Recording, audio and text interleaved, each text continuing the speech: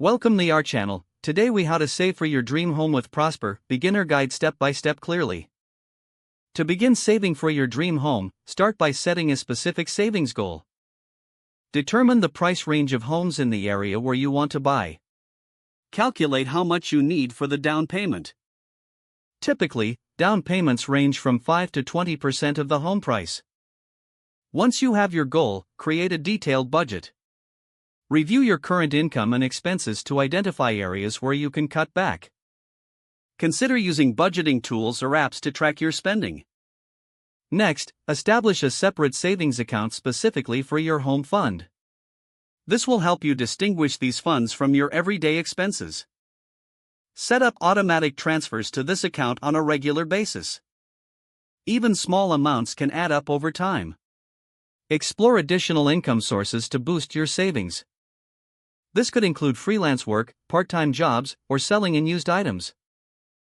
Research local homebuyers programs and grants that may be available.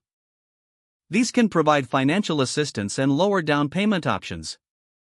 Consider consulting a financial advisor for personalized guidance. Once your savings begin to accumulate, monitor your progress.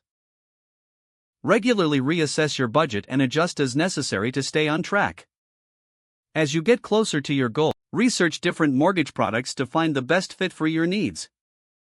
Finally, stay motivated and envision your dream home throughout this process. Remind yourself of the end goal to keep your savings journey focused and fruitful.